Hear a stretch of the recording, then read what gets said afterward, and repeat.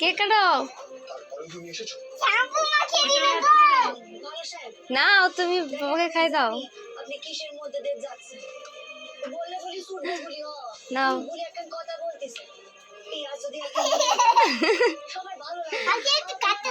দাও দে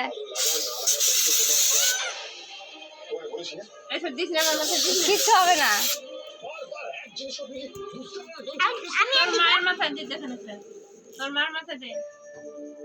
দে কেমন লাগলো